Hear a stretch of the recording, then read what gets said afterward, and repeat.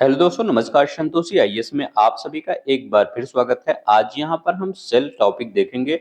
Biology का चल रहा है, ये घटना चक्र का हैंड रिटन नोट्स है। हमारे चैनल पर आप जो बच्चे नए होंगे उनको बता देना चाहता हूँ, एंशिएंट हिस्ट्री, पूरी ज्योग्राफी, चाहे वर्ल्ड ज्योग्राफी हो चाहे इंडियन ज्योग्राफी, घटना चक्र का एक शार्ट नोट्स बनाया जाता है। शार्ट नोट्स ऐसा नहीं होता, उसमें कुछ छोड़ा जाता है। हर एक क्वेश्चन को ले लिया जाता है। जो बॉक्स में रहते हैं, ऑप्शन बॉक्स में एक्सप्लेनेशन दिया रहता है, वो भी ले लिया जाता है। सिर्फ रिपीटेशन क्वेश्चन को नहीं लिया जाता है और सभी क्वेश्चन एक शॉर्ट फॉर्म में बना दिया जाता है। यहाँ पर आपको वो भी इंक्लूड कर दिया जाता है, फिगर भी, ताकि आपको आसानी से समझ में आए। तो चलते हैं, आज यहाँ पर तीसरा लेक्चर है। इससे पहले हमने 2 लेक्चर कंप्लीट कर दिए हैं बायोलॉजी के, जाकर देख लीजिएगा। यहाँ से आपके हर पेपर में हर बार क्वेश्चन बनते हैं। तो चलते हैं, हर एक क्वेश्चन को देखते हैं किस प्रकार से क्वेश्चन बने हुए हैं। ठीक है, देखिए किस प्रकार से ये फिगर लिया गया है हर एक। ठीक है, तो जो लोग नए होंगे, अगर आपको पसंद आएगा प्लीज शेयर कर दीजिएगा, लाइक कर दीजिएगा। इस पीडीएफ को आप टेलीग्राम चैनल से फ्री ऑफ कॉस्ट डाउनलोड कर सकते हैं। मेरे चैनल पर अभी भी जितने भी चाहे पीडीएफ दिए गए हैं, चाहे कोई कोर्स हो, सब कुछ फ्री ऑफ कॉस्ट ही है। ठीक है, तो चलते हैं, हम देखते हैं। यहाँ पर हम सेल के बारे में आज हम बात करेंगे। ठीक है, सेल पूरी तरह से हम खत्म कर देंगे। सेल के अंतर्गत जितने भी, मतलब सेल के भी अंदर होते हैं ऑर्गेनेल, उनको भी हम देख लेंगे। ठीक है, तो चलते हैं, तो शुरू करते हैं। देखिए, सेल जिसको हिंदी में कोशिका बोला जाता है। ठीक है, देखिए अगर आपसे मैं पूछूं डेफिनेशन की, एक लाइन में आप डेफिनेशन बताइए, सेल का डेफिनेशन क्या होता है, तो आप क्या बताएंगे? जीव की संरचनात्मक और क्रियात्मक इकाई, मतलब जो जीव की स्ट्रक्चरल और फंक्शनल यूनिट होती है, वही होता है सेल। ये सबसे छोटी इकाई होती है, किसी जीव की सबसे छोटी इकाई। जैसे आप पढ़ते हैं जैसे फिजिक्स में पढ़ते हैं कि मीटर, सेंटीमीटर, या कोई भी और भी जो फॉरेन कंट्री का है, तो वो सब भी पढ़ते हैं। तो क्या होता है, उसकी इकाई पढ़ते होंगे। तो ऐसे ही आपके शरीर की भी अगर पूछा जाए सबसे छोटी इकाई क्या होती है, तो वो सेल होती है। तो ये एक डेफिनेशन ही था, इसमें कोई वो नहीं है। ठीक है, मतलब इसमें कोई रॉकेट साइंस नहीं है, सिर्फ इतना ही याद रखिएगा, शरीर की सबसे छोटी इकाई है, जीव की क्रियात्मक और संरचनात्मक इकाई होती है। अब देखिए, सबसे ज्यादा क्वेश्चन यहाँ पूछा जाता है इसके खोजकर्ता। देखिए, 2 सेल होते हैं। पहले सेल किसकी खोज की गई थी? डेड सेल की खोज की गई थी। इसके बाद लिविंग सेल की खोज की गई थी। डेड सेल, इसके बाद लिविंग सेल की खोज। अब देखिए, डेड सेल और लिविंग सेल में अंतर क्या होता है? तो यहाँ पर अंतर कुछ नहीं होता, सिर्फ यही अंतर होता है जो सजीव और निर्जीव के बीच में अंतर होता है, वही डेड सेल या लिविंग सेल में अंतर होता है। मतलब डेड सेल में जो होता है ऑर्गेनेलिज होते हैं। ऑर्गेनेलिज मतलब क्या होता है? यहाँ पर कोशिकांग, जो कोशिकांग होते हैं या ऑर्गेनेलिज होते हैं, इस कोशिकांग के अंदर, जो ऑर्गेनेलिज के अंदर होते हैं, उसमें माइटोकॉन्ड्रिया, राइबोसोम और लाइसोसोम होता है। ये एक्टिव नहीं होते हैं। ठीक है, डेड सेल में और जीवित सेल में, लिविंग सेल में ये सब एक्टिव होते हैं बस। अब यहाँ पर देखते हैं इसकी खोज किसने की थी। सबसे इंपॉर्टेंट ये है, इसकी खोज किसने किया था? रॉबर्ट हुक ने किया था। इंग्लैंड निवासी थे, 1665 ईस्वी में। तो 2 क्वेश्चन पूछा जाता है, डेड सेल की खोज किसने किया था? मृत कोशिका की, या सिर्फ कोशिका की दे दिया जाए, उसमें लेवनहॉक ना दिया रहे, तो रॉबर्ट हुक ही लगाइएगा, क्योंकि बार बार रॉबर्ट हुक से ही क्वेश्चन आया हुआ है। ठीक है, तो सेल की खोज या डेड सेल की खोज रॉबर्ट हुक, जीवित कोशिका की खोज लिवेनहॉक। कैसे याद करेंगे? एल से लिवेनहॉक, एल से लिविंग सेल। ठीक है, ऐसे याद रखिएगा। कितने साल बाद? लगभग 8 से 9 साल बाद क्या किए थे इन्होंने? 1674 ईस्वी में क्या किए थे? लिविंग सेल की खोज किए थे। लिवेनहॉक से कौन आएगा? जीवित सेल या लिविंग सेल। ठीक है, अब देखते हैं कोशिका के प्रकार। अब देखिए, 2 प्रकार की कोशिकाएं होती हैं। एक प्रोकैरियोटिक कोशिकाएं होती हैं, प्रोकैरियोटिक सेल होते हैं। एक यूकैरियोटिक कोशिकाएं, हिंदी में भी इंग्लिश में यही याद रखेंगे, प्रोकैरियोटिक और यूकैरियोटिक कोशिकाएं। इसमें अंतर क्या होता है, सबसे इंपॉर्टेंट तो यही होता है। अंतर इसमें क्या होता है, अगर मैं 4-5 अंतर आपको बता दूं तो यहीं से लगभग क्वेश्चन आ जाते हैं। ठीक है, अब देखते हैं। जो प्रोकैरियोटिक कोशिकाएं होती हैं उसमें न्यूक्लियस अब्सेंट होता है। अब यहाँ पर आप इस फिगर में देख सकते हैं, यहाँ पर आपको कहीं न्यूक्लियस प्रेजेंट है? नहीं, कहीं भी न्यूक्लियस नहीं प्रेजेंट है। यहाँ पर मिसोसोम है, राइबोसोम है, साइटोप्लाज्म है, डीएनए है, न्यूक्लियोसाइड है, प्लाज्मा मेम्ब्रेन है, लेकिन आपको सेल वॉल भी है, लेकिन आपको प्रोकैरियोटिक सेल में केंद्रक नहीं मिलेगा, न्यूक्लियस अब्सेंट रहेगा। ठीक है, जब केंद्रक अब्सेंट रहेगा तो न्यूक्लियस मेम्ब्रेन भी अब्सेंट रहता है। ठीक है, तो केंद्रक और केंद्रक कला दोनों ही अब्सेंट रहते हैं। ठीक है, और यहाँ पर अगर यूकैरियोटिक कोशिका में देखते हैं, यूकैरियोटिक कोशिका में आपका न्यूक्लियस प्रेजेंट रहता है। ये देखिए न्यूक्लियस यहाँ पर दिख रहा होगा, न्यूक्लियस प्रेजेंट है। ठीक है, डीएनए डीएनए वहां भी था, डीएनए प्रेजेंट होता है। ठीक है, गोल्जी ये सब प्रेजेंट होते हैं। अब देखिए केंद्रक कला भी यहाँ पर प्रेजेंट होते हैं। ठीक है, याद रखेंगे न्यूक्लियस मेम्ब्रेन क्या होता है, इसमें प्रेजेंट होता है। तो आप क्या याद रखेंगे, सिर्फ पहला एक ही चीज याद रखिएगा कि आपका न्यूक्लियस कहाँ पर प्रोकैरियोटिक में एब्सेंट रहता है, यूकैरियोटिक में न्यूक्लियस प्रेजेंट रहता है। दूसरा अंतर, केंद्रक कला इसमें एब्सेंट रहता है, केंद्रक कला उपस्थित रहता है। अब देखिए यहाँ पर माइटोकॉन्ड्रिया भी एब्सेंट रहता है। प्रोकैरियोटिक कोशिकाओं में माइटोकॉन्ड्रिया भी एब्सेंट रहता है, याद रखेंगे। ठीक है, हर एक चीजें, हर एक लाइनें मैं बता रहा हूँ, इन लाइनें को आप एक हमेशा इसी प्रकार से आपके पेपर में क्वेश्चन पूछ लिया जाता है कि कहाँ पर प्रोकैरियोटिक कोशिका या यूकैरियोटिक कोशिका में माइटोकॉन्ड्रिया कहाँ पे होता है। तो माइटोकॉन्ड्रिया प्रोकैरियोटिक कोशिका में होता है, यूकैरियोटिक में नहीं होता है। ठीक है, ये देखिए यहाँ वो सॉरी यू अभी मैंने उल्टा बता दिया। माइटोकॉन्ड्रिया एब्सेंट होता है प्रोकैरियोटिक कोशिका में, और यूकैरियोटिक कोशिका में माइटोकॉन्ड्रिया प्रेजेंट रहता है। ये होगा आंसर। ठीक है, अब देखिए कोशिकांग, ऑर्गेनेलिज याद रखिएगा। ऑर्गेनेल ये क्या होता है, ये तीनों चीजों से मिलकर बनता है, माइटोकॉन्ड्रिया, राइबोसोम या लाइसोसोम। ठीक है, मतलब कोशिका के अंदर जितने भी चीजें होती हैं वो कोशिका अंग है। अब इसका अगर हिंदी निकालेंगे, कोशिका मतलब सेल के जो अंग है। अब देखिए ये है पूरा आपका सेल।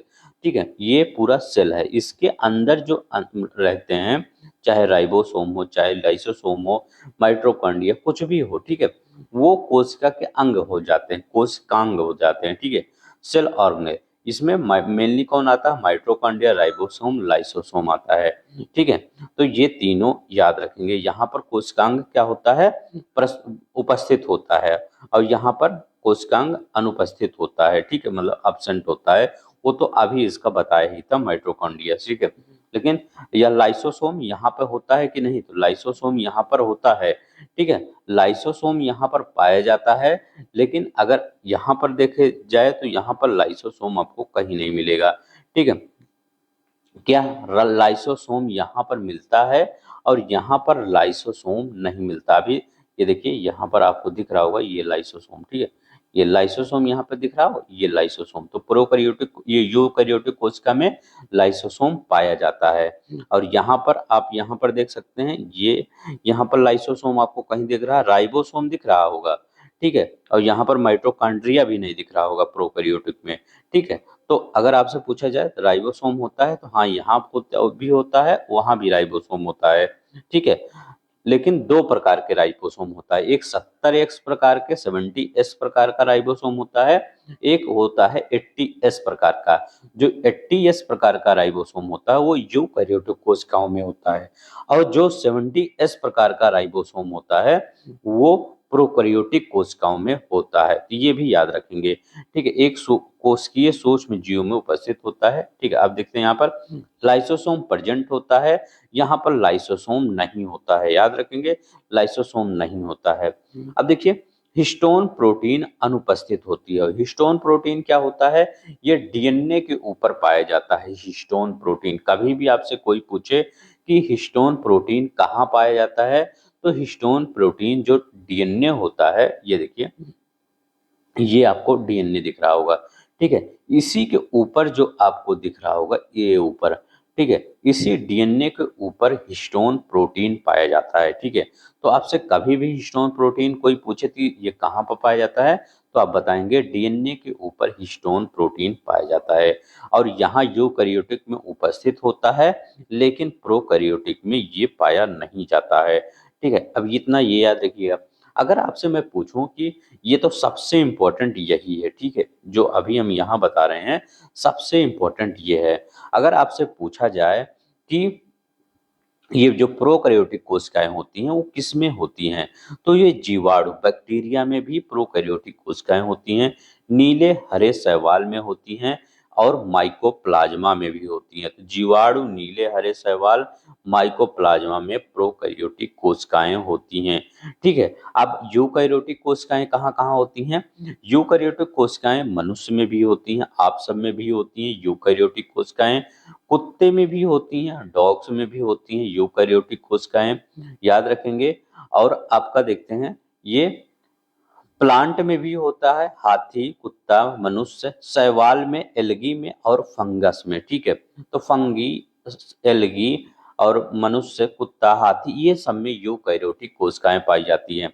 और प्रोकैरियोटिक जीवाणु, नीले हरे शैवाल, माइकोप्लाज्मा में प्रोकैरियोटिक कोशिकाएं पाई जाती हैं।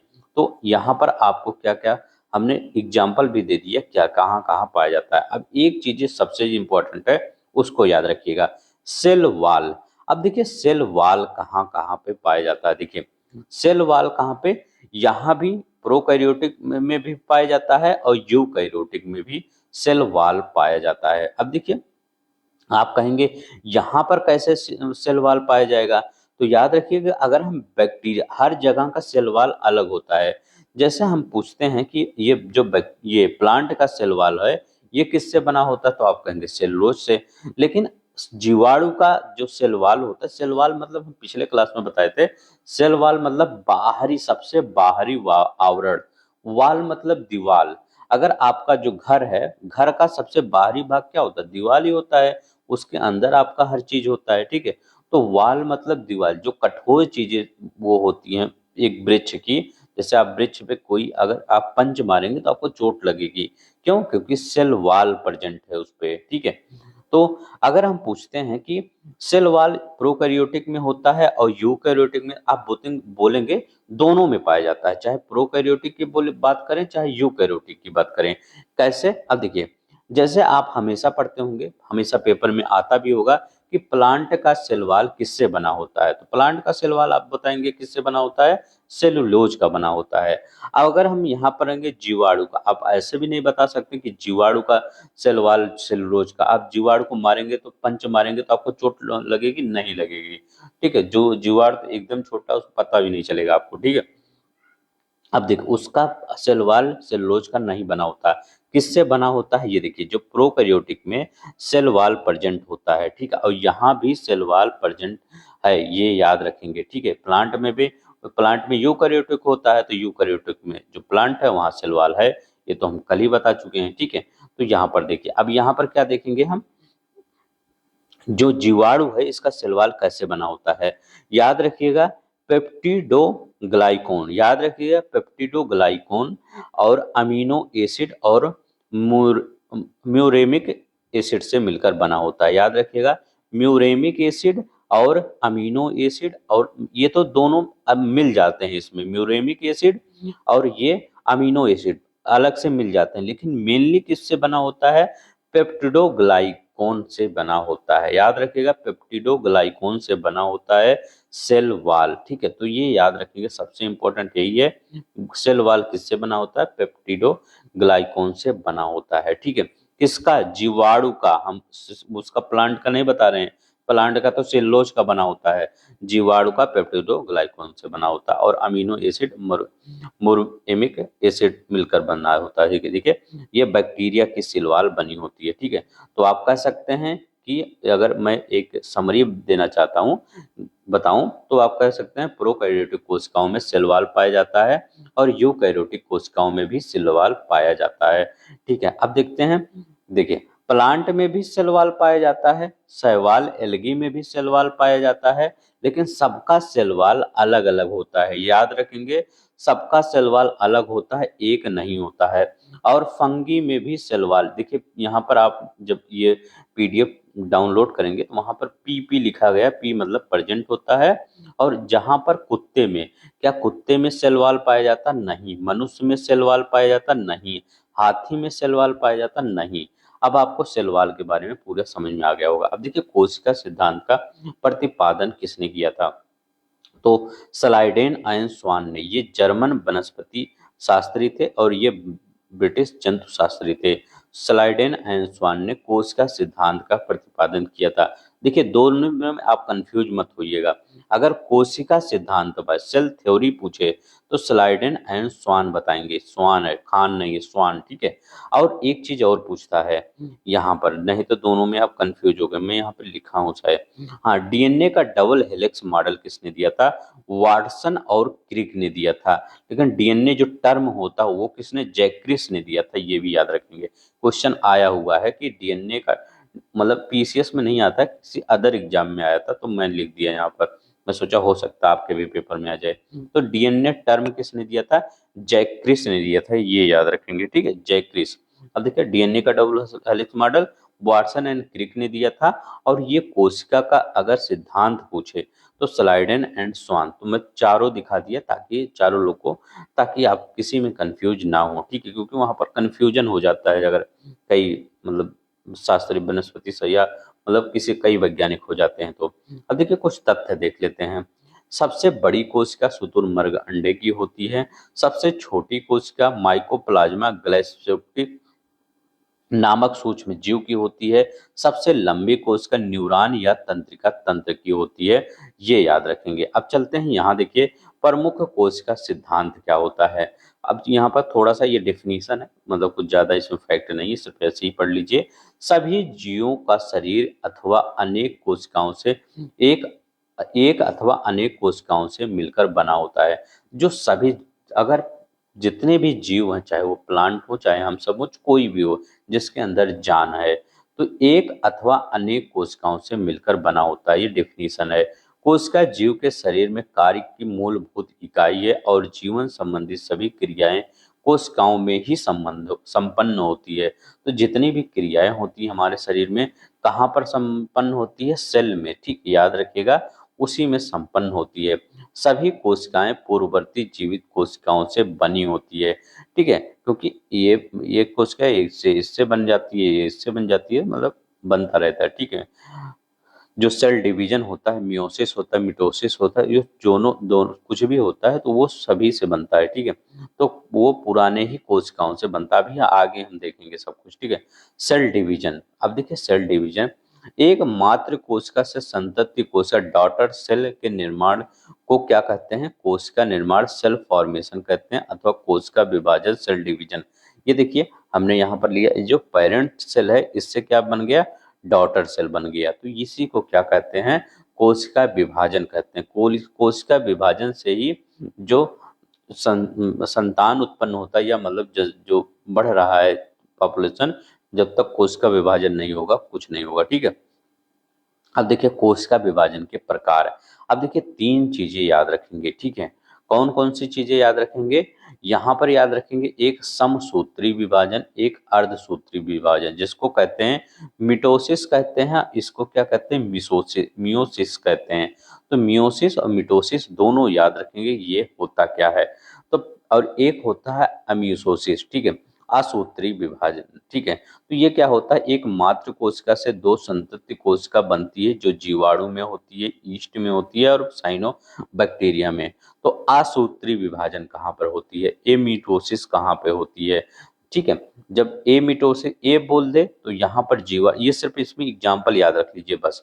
एमीटोसिस कहाँ होता है? जीवाणु में होता है, ईस्ट में होता है, साइनो बैक्टीरिया, यही तीनों याद रखिएगा। कि बार बार क्वेश्चन ऐसे पूछ लेता है कि ईस्ट में या साइनोबैक्टीरिया में कौन सा विभाजन होता है, तो ए मिटोसिस होता है। अब देखिए हमारे ह्यूमन बॉडी में कौन कौन सा होता है? हमारे ह्यूमन बॉडी में दोनों होता है। कौन सा? मिसोसिस होता है, समसूत्री विभाजन होता है, और मियोसिस होता है, अर्धसूत्री विभाजन ह्यूमन बॉडी में। अब देखिए क्या क्या होता है इसमें। देखिए, जो मिटोसिस होता है सेल डिवीजन में, ऑटोसोम में होता है। अब देखिए ऑटोसोम क्या होता है, देखिए दो चीजें होती है, दो वर्ड याद रखेंगे। दो वर्ड कौन कौन से होते हैं, एक ऑटोसोम होता है, एक एलोसोम होता है। ठीक है। अब देखिए जो ऑटोसोम होता है उसमें 22 पेयर होते हैं, और जो एलोसोम होता है उसमें एक्स वाई एक्स वाई से मिलकर बनते हैं। ठीक है। अब देखिए यहाँ पर जो मेल वाला होता है, ये मेल है, ठीक, ये मेल जो होता है, मेल में एक्स वाई होता है, और जो फीमेल में होता है एक्स एक्स होता है। ये तो यहाँ पर क्या होता है एलोसोम में, यहाँ पर एक्स एक्स होता है, एक्स वाई, यहाँ पर क्या होता है, ये घटता है, कभी भी हमेशा एलोसोम में घटता है, मतलब जो मियोसिस होता है इसमें घटता आधा हो जाता है जब सेल डिवीजन होता है, और यहाँ पर आधा नहीं होता। ठीक है। यहाँ पेयर बन जाता है। तो 22 ये यह सेम होते हैं, मतलब यह सेम में जाते हैं, मतलब जब आपका सेल डिवीजन होता है तो ये सेम होते हैं, इसीलिए इनको मिसोसिस, अभी आगे बताएंगे यहाँ पर क्या होता है।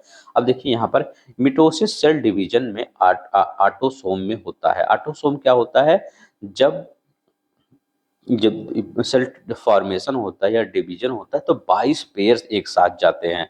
ठीक है। अब जब 22 पेयर जाते हैं तो वो एक साथ जाते हैं। ठीक है, मतलब वो अलग अलग नहीं। लेकिन जो एलोसोम में होता है उसमें अगर जैसे लड़का होना है तो लड़का होना है तो क्या करेंगे, एक्स इसका ले लेंगे, X Y, X Y X X Y ले लेंगे। ठीक है। तो एक्स वाई लड़के के लिए हो जाता है। ठीक है। यहाँ पर अगर लड़की होना है तो एक्स एक्स हो जाता है। ठीक है। तो यही होता है कि यहाँ पर अलग अलग, यहाँ पे इसका एक्स यहाँ अलग अलग होता है। ठीक है। तो याद रखेंगे मियोसिस सेल डिवीजन में एलोसोम में होता है। ठीक है।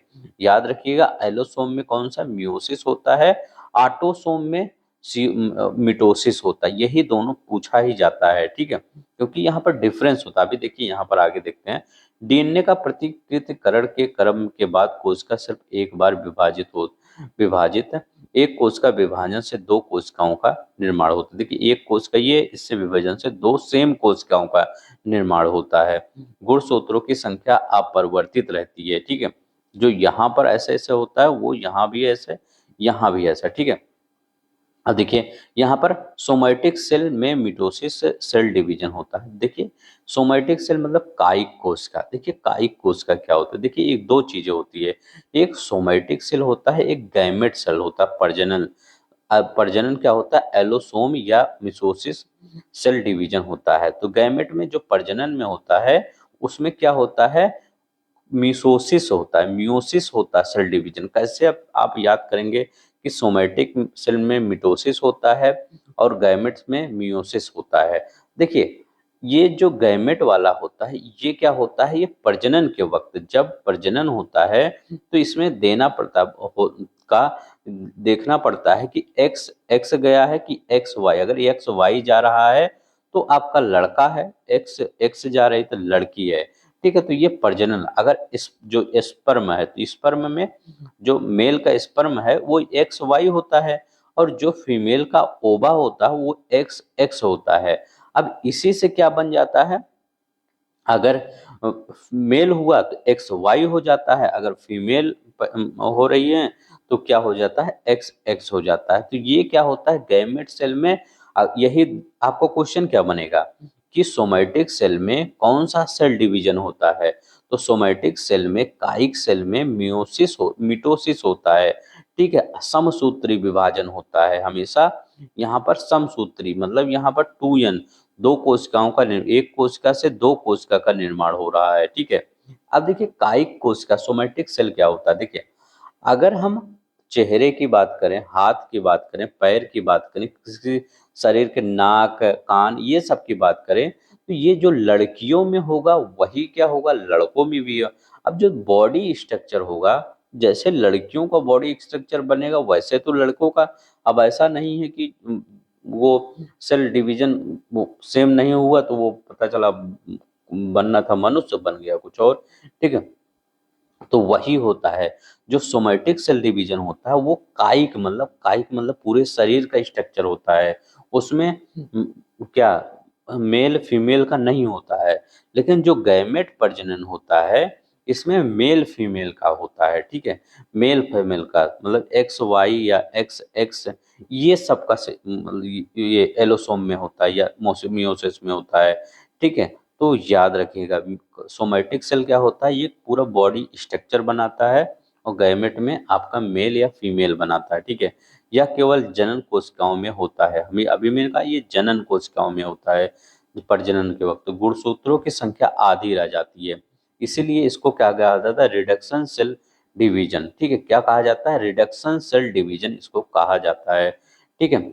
इसमें 4 कोशिकाएं बनती है, तो 4n, तो 4n किससे रिलेटेड है, मियोसिस से रिलेटेड है। 2n किससे, ये समसूत्री या मिटोसिस से रिलेटेड है, ठीक है। तो थोड़ा सा मैं समझाने की कोशिश की है यहाँ पर, आई होप आपको समझ में आई। यहाँ पर सिर्फ इतना याद रखिएगा कि ऑटोसोम सेल डिवीजन कहाँ होता है, मतलब ऑटो ये, और ये एलोसोम कहाँ होता है, ठीक, यही सबसे ज्यादा इंपॉर्टेंट है, ठीक है। और ये जो लड़का होगा तो एक्स वाई ओवा, ये लड़की होगी एक्स एक्स, ठीक है, ये याद रखिए। अब देखिए सेल मेम्ब्रेन क्या होता है, सेल मेम्ब्रेन क्या होता है, अब देखिए जो सेल मेम्ब्रेन होता है ये एनिमल सेल में बाहर की तरफ होता है, प्लांट सेल में अंदर की तरफ होता है। अब कहेंगे आप कैसे ये प्लांट के तरफ के लिए अंदर की तरफ होता है, देखिए क्योंकि बाहर पर क्या होता है, सेल वॉल लगा होता है। ये पेड़ है, इसके बाहरी जो सतह है, क्षेत्र है, उस पर सेल वॉल होता है। इसके सेल वॉल के बाद अंदर जाएंगे तो आपको सेल मेम्ब्रेन मिलेगा। और जो मनुष्य होता है या कोई और जानवर होता है उसके अंदर सेल वॉल एब्सेंट रहता है। सेल वॉल, हमारे अंदर सेल वॉल थोड़ी है। हमको कोई एक पंच मारेगा तो हमें चोट लगेगी, लेकिन अगर एक पंच किसी पेड़ को मारेगा तो आप ही जो मारेगा उसी को चोट लगेगी, ठीक है, क्योंकि इस पेड़ के अंदर सेल वॉल प्रेजेंट है जो कि सेलुलोज से बना है, और हमारे अंदर सेल वॉल नहीं प्रेजेंट है, ठीक है। तो क्या होता है, एनिमल में ये बाहर की तरफ होता है सेल वॉल, प्लांट सेल में ये अंदर की तरफ होता है सेल वॉल, ये याद रखिएगा। अब देखिए निर्माण क्या होता है, प्रोटीन व वसा से, याद रखेंगे इसका। सेल मेम्ब्रेन क्या होता है, प्रोटीन व वसा से होता है। मनुष्य के रुधिराणु की कोशिका कला, ठीक है, यूरोथ्रोसाइट, ठीक है। तो हमारे रुधिरार के ऊपर जो होता है वो सेल मेम्ब्रेन ही होता है। लगभग इनमें 52% प्रोटीन होता है, 40% लिपिड होता है, ठीक है। ये हो, अब देखिए कोशिका संरचना में ये पहला था कोशिका। अब देखिए केंद्रक की बात करते हैं, न्यूक्लियस क्या होता है, खोजकर्ता रॉबर्ट ब्राउन थे। न्यूक्लियस की खोजकर्ता कौन थे, रॉबर्ट ब्राउन थे। कोशिका गतिविधियों पर नियंत्रण करता है केंद्रक, न्यूक्लियस। अब देखिए प्रोकैरियोटिक और यूकैरियोटिक, प्रोकैरियोटिक बोलते हैं अगर कोशिका में केंद्रक कला अनुपस्थित होता है, और यूकैरियोटिक में कोशिका में केंद्रक कला युक्त होता है। तो दो चीजें याद रखेंगे, प्रोकैरियोटिक में क्या होता है, कोशिका में केंद्रक कला अनुपस्थित होता है, यूकैरियोटिक में केंद्रक कला युक्त होता है, ठीक है। तो ये केंद्रक कला याद रखेंगे, ठीक है। अब देखते हैं यहाँ पर जीव प्रोटोप्लाज्म क्या होता है। देखिए कोशिका द्रव और केंद्रक मिलकर प्रोटोप्लाज्म बनाते हैं। कोशिका द्रव तथा केंद्रक दोनों मिलकर जीव द्रव का निर्माण करते हैं। इसके प्रथम खोजकर्ता कौन थे, पुरकिंजे थे। कोशिका का प्राणदायक पदार्थ होता है, खोज डुजारिन ने 1835 में किया था। शब्द का प्रयोग करता पुरकिंजे 1840 ईस्वी में। कोशिका का प्राणदायक पदार्थ होता है, खोज डुजारिन ने किया था 1835 ईस्वी में, ठीक है। तो ये याद रखिए। अब देखिए यहाँ पर आपको दो चीजें याद रखनी पड़ेंगी, कौन कौन सी, ठीक है, कौन कौन सी चीजें याद रखेंगे। अब देखिए यहाँ पर जो आपका ये जीव द्रव होता है प्रोटोप्लाज्म होता है, ठीक है। प्रोटोप्लाज्म जो होता है कैसे आप याद करेंगे, जैसे ये अभी मैं आपको एक मैप दिखाता हूँ।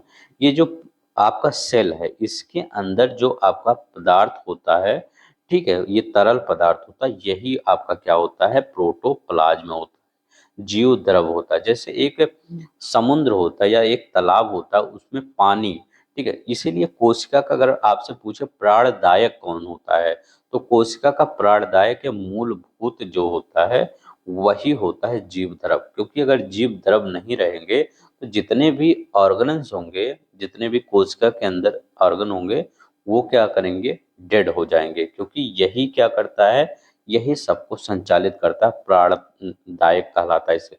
जैसे क्या होता है, तालाब में जो मछली होती है उसका प्राणदायक क्या है, पानी है। पानी अगर नहीं रहेगा तो मछली मर जाएगी, ठीक है। तो वही होता है, यही जो पानी का काम यही करता है, जीव द्रव, ठीक है। अब देखते हैं यहाँ पर कोशिका भित्ति। शैवाल के बारे में कई बार पढ़ा चुके हूँ। केवल पादप कोशिका में उपस्थित शैवाल व हरे पौधों की कोशिका भित्ति सेलुलोज की बनी होती है, ठीक है। ये केवल पादप कोशिकाओं में, शैवाल एवं हरे पौधों की कोशिका भित्ति में भित्ति सेलुलोज की बनी होती है, ठीक है। तो पादप कोशिका में, जीवाणु में भी शैवाल पाया जाता है, ठीक है। अब देखते हैं यहाँ पर कोशिका के प्रमुख भाग कौन से हैं। अब देखिए कोशिका भित्ति देखते हैं, ठीक है। इसमें सिर्फ पादप कोशिका में विद्यमान होता है, सेलुलोज में से निर्मित होता है, अभी हमने बताया। कोशिका का सबसे बाहरी आवरण है, ठीक है। प्लांट का सबसे बाहरी आवरण कोशिका भित्ति है, ठीक है। ये देखिए, या कोशिका का, ये देखिए, ये एक कोशिका है। इसका जो सबसे बाहरी भाग ब्लैक वाला दिख रहा होगा आपको, मैं दिखाऊं, ये जो ब्लैक वाला सबसे बाहरी भाग दिख रहा होगा ये, ठीक है। ये क्या है, यही सेल वॉल होता है, ठीक है। नेक्स्ट देखते हैं कोशिका झिल्ली या प्लाज्मा झिल्ली क्या होता है। ये अर्धपारगम झिल्ली होता है, ठीक है। क्या होता है अर्धपारगम झिल्ली, प्रत्येक सजीव कोशिका के जीव द्रव की के परता विद्यमान होता है। क्या होता है, प्रत्येक सजीव कोशिका के जीव द्रव के परता ये विद्यमान होता है। सिंगर और निकोलस ने वर्ष 1972 में यह प्रस्तुत किया था, ठीक है। अब देखिए कोशिका झिल्ली। अब देखिए अवधारणा, फास्फोलिपिड की दो परतों के बीच प्रोटीन होता है, ठीक है। ये देखिए, अभी देखिए यहाँ देखिए फास्फोलिपिड के दो परतों के बीच में यहाँ पर ये प्रोटीन होता है। कोशिका का सबसे बाहरी आवरण होता है, ठीक, कोशिका झिल्ली, ठीक है। तो ये याद रखेंगे, मतलब ये सबसे बाहरी तो सेलवाल ही होता है, ये मतलब उससे थोड़ा सा अंदर, ठीक है। ये याद रखेंगे, कौन सा, ये कोशिका झिल्ली, ठीक है। अब यहाँ पर देखते हैं राइबोसोम। राइबोसोम क्या, राइबोसोम जब भी वर्ड आ जाए तो आप ये याद रखेंगे प्रोटीन, ठीक है। अब देखिए नामकरण कौन किया था, जॉर्ज पैलेट ने वर्ष 1953 में किया था। कला विहीन नॉन मेम्ब्रेनस होता है, प्रकार का होता है। कौन सा, 70S 80S दोनों ही प्रकार का होता है। जो 80S होता है ये यूकैरियोटिक में होता है, जो 70S होता है ये प्रोकैरियोटिक में होता है। प्रोटीन संश्लेषण में सहायक अंतः प्रद्रवित जालिका के बाहरी सतह पर चिपके रहते हैं, ठीक है। तो राइबोसोम की बात कर रहे हैं, कहाँ पर चिपके रहते हैं, ये देखिए, ये अंतः प्रद्रवित जालिका के बाहरी सतह पर चिपके रहते हैं। अन्य नाम प्रोटीन की फैक्ट्री। तो प्रोटीन की फैक्ट्री कौन कहलाता है, राइबोसोम कहलाता है। ये कितने प्रकार के, दो प्रकार के, 70S 80S प्रकार के होते हैं। प्रोटीन संश्लेषण में सहायक होते हैं राइबोसोम। खोज नामकरण के जॉर्ज पैलेट द्वारा खोज किया गया था। इसको प्रोटीन की फैक्ट्री बताया जाता है, ठीक है।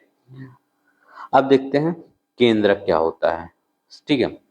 खोज करता रॉबर्ट ब्राउन, ठीक है। केंद्रक की खोज किसने किया था, रॉबर्ट ब्राउन ने किया था। न्यूक्लियस, ठीक, न्यूक्लियस की खोज यूकैरियोटिक कोशिकाओं में उपस्थित होता है। आनुवंशिक पर डीएनए का स्रोत होता है।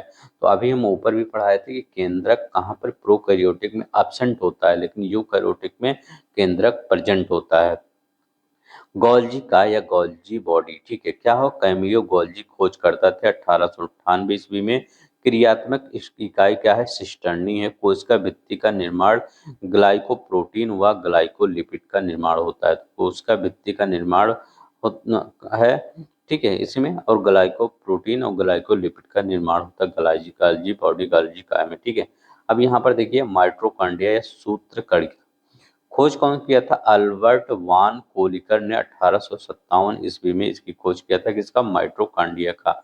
नामकरण किसके द्वारा, बेंडा के द्वारा नामकरण किया गया था। श्वसन संबंधी क्रियाएं होती है माइटोकॉन्ड्रिया में, किसके, श्वसन संबंधी क्रियाएं होती है। तो नामकरण याद रखिएगा, बार बार पूछा जाता है, नामकरण किसके द्वारा, जीवाणु और नील हरित शैवाल में अनुपस्थित होता है। बहुत इंपॉर्टेंट है, इंपॉर्टेंट लगा लीजिएगा। माइटोकॉन्ड्रिया कहाँ पर अनुपस्थित होता है, जीवाणु और नील हरित शैवाल में यह क्या होता है, वो अनुपस्थित होता है। अन्य नाम कोशिका का पावर हाउस, अभी हमने कुछ और पढ़ा था, क्या पढ़ा था, प्रोटीन की फैक्ट्री। प्रोटीन की फैक्ट्री आप किसको बताएंगे, राइबोसोम को बताएंगे। अगर आप पूछेंगे, मैं पूछूंगा कि माइटोकॉन्ड्रिया को क्या बोला जाता है, कोशिका का पावर हाउस, सबको याद होगा। क्रेब्स चक्र और इलेक्ट्रॉन अभिगमन इसी में संपन्न होता है, माइटोकॉन्ड्रिया में। तो यही बार बार पूछा जाता है, क्रेब्स चक्र कहाँ पर संपन्न होता है, तो माइटोकॉन्ड्रिया में संपन्न होता है। न्यूक्लियस के अलावा इसमें डीएनए पाया जाता है, तो न्यूक्लियस के अलावा किसमें, माइटोकॉन्ड्रिया में डीएनए। क्रेब्स चक्र की खोज हैंस क्रेब्स ने 1937 में किया था। तो क्रेब्स चक्र की खोज किसने किया था, हैंस क्रेब्स ने 1937 ईस्वी में की थी। ठीक है, तो ये याद रखेंगे। अब देखिए अंतःद्रवी जालिका क्या होता है, राइबोसोम इसी से चिपके होते हैं। ठीक है, ये याद रखेंगे। कहाँ से, राइबोसोम किससे चिपके होते हैं, इसी से चिपके होते हैं। खोज करता है के आर पोर्टर, याद रखिएगा कौन थे, के आर पोर्टर, ये खोज करता थे वर्ष 1945 में अंतःप्रद्रवी जालिका के। ठीक है, देखिए अब इसमें सबसे इम्पोर्टेंट ये है, जीवाणु और नील हरित कोशिका में ये अनुपस्थित होते हैं। अगर मैं कहूँ आपसे कि इंडोप्लाज्मिक रेटिकुलम जो होता है वो कहाँ पर अनुपस्थित होता है, ये बताइए। तो ये कहाँ पर अनुपस्थित होता है, नहीं पाया जाता है। तो यहाँ कहाँ पर, जीवाणु और नील हरित कोशिका में ये नहीं पाया जाता है। ठीक है, राइबोसोम की उपस्थिति के आधार, दो आधार पर। ठीक है, ये तो राइबोसोम की उपस्थिति के आधार पर दो प्रकार के होते हैं, ये सपाट अंतःप्रद्रवी जालिका और खुरदरी अंतःप्रद्रवी जालिका। ठीक है, तो ये याद रखिएगा, जो सपाट होते हैं लिपिड संश्लेषण का मुख्य स्थल होता है, डिटॉक्सिफिकेशन होता है। खुरदरी अंतःप्रद्रवी जालिका क्या होता है, प्रोटीन संश्लेषण का मुख्य स्थल होता है। तो ये दोनों ही याद रखेंगे, कहाँ पर लिपिड का संश्लेषण होता है और कहाँ पर प्रोटीन का। जो खुरदरी वाला स्थान होता है वहां पर प्रोटीन का, और जहां पर लिपिड का वो खुरदरानी सपाट होता है। ठीक है, ये याद रखेंगे। अब यहाँ पर देखते हैं, ये देखिए माइटोकॉन्ड्रिया, माइटोकॉन्ड्रिया लिखा गया है, ये देखिए ये माइटोकॉन्ड्रिया ये है। ठीक है, और कौन सा, राइबोसोम, राइबोसोम ये छोटा सा दिख रहा होगा। ठीक है, और कहाँ, न्यूक्लियस, न्यूक्लियस ये देखिए अंदर है ये। ठीक है, न्यूक्लियोस। ठीक है, न्यूक्लियस है, और ये न्यूक्लियस, ये जो ये वाला एरिया है ये न्यूक्लियस है, और न्यूक्लियस के अंदर जो है वो न्यूक्लियोस है। ठीक है, वो आगे हम देखेंगे। ठीक है, साइटोप्लाज्म ये देखिए। ठीक है, अब चलते हैं यहाँ पर देखते हैं लाइसोसोम क्या होता है। तो लाइसोसोम सबसे पहले ज्यादा यही पूछा जाता है, आत्मघाती थैली क्या।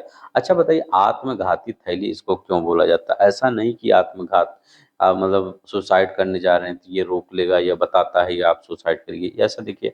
इसमें क्या होता है आत्मघाती थैली में, इसमें क्या होता है, ये ये लाइसोसोम में, जैसे शरीर के अंदर कई प्रकार के कोशिकाएं पाई जाती हैं और कई कोशिकाएं जो होती है अपना कंट्रोल खो देती हैं।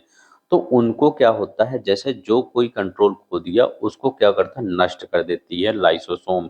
लाइसोसोम इसलिए नष्ट करती है क्योंकि अगर वो नष्ट नहीं करती तो और उसके आसपास की जितनी कोशिकाएं हैं वो इफेक्ट होंगी। ठीक है, तो वो जब अफेक्ट होंगी तो पूरा शरीर भी मतलब डैमेज हो सकता है। ठीक है, तो अन्य नाम क्या है, आत्मघाती थैली, इसको सुसाइड बाइक कहते हैं लाइसोसोम को।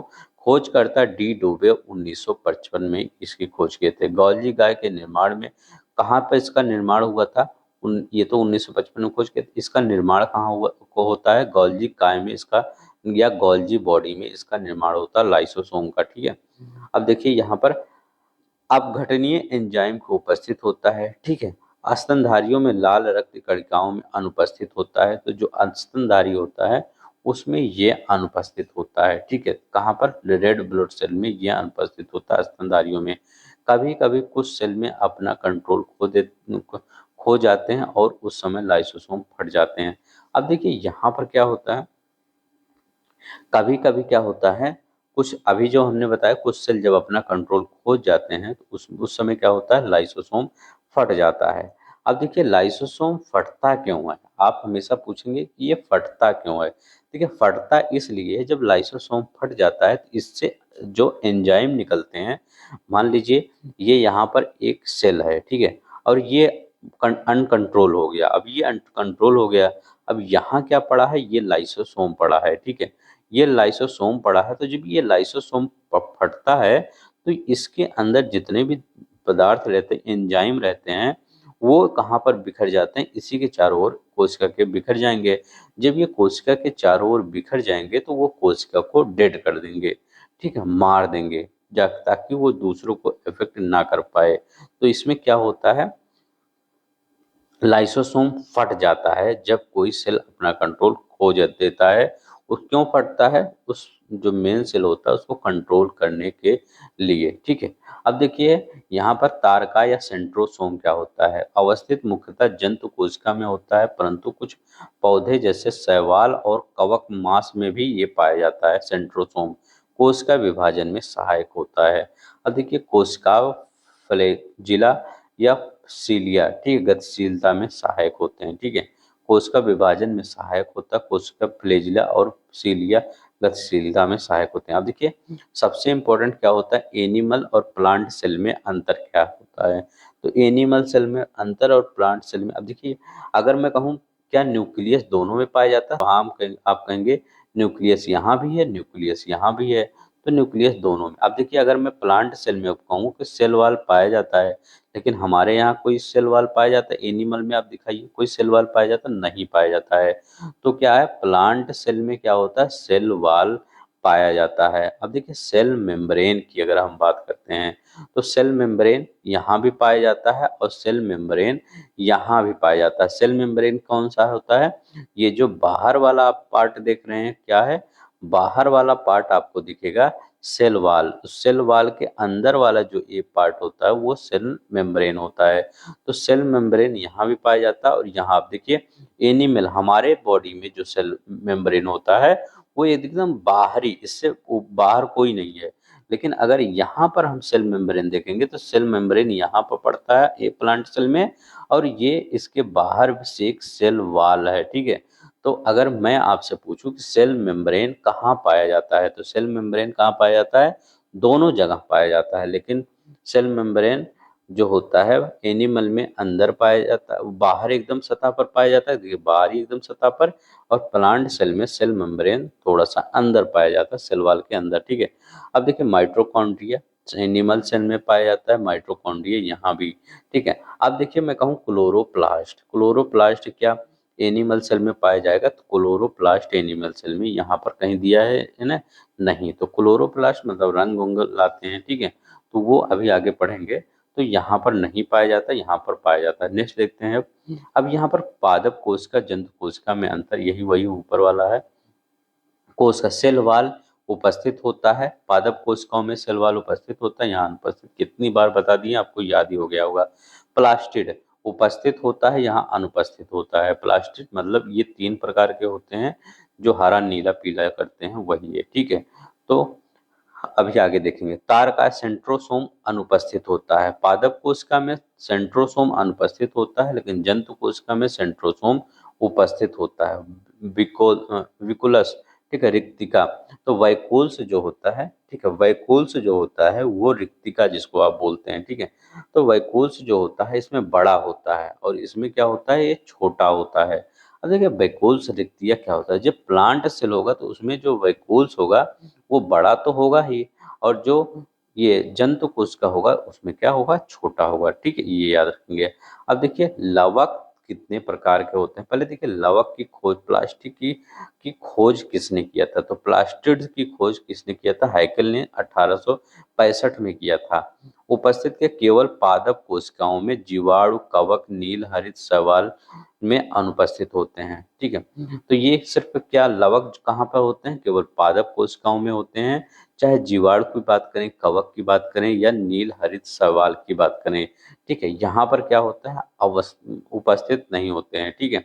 क्यों, अभी देखिए जब आप क्या खरीदने जाते हैं, मशरूम खरीदने जाते हैं, तो क्या आपको रंगीन थोड़ी मिलता है, ठीक है। तो याद रखिए जीवाणु कवक नील और नील हरित शैवाल में क्या होता है, ये अनुपस्थित होता है, ठीक है, तो ये याद रखेंगे, ठीक है।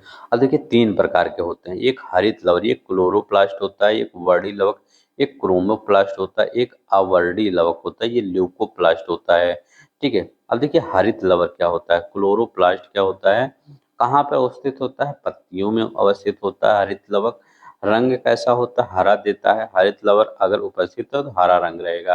ठीक है। हरित रंग से याद रखिएगा क्लोरोप्लास्ट। कार्य क्या होता है? प्रकाश संश्लेषण में सहायक होता है हरित लवण, विशेष क्लोरोफिल उपस्थित होता है। ठीक है, क्या होता है? क्लोरोफिल उपस्थित होता है। अब देखिए वर्डी लवक क्या होता है? ठीक है, क्रोमोप्लास्ट क्या होता है?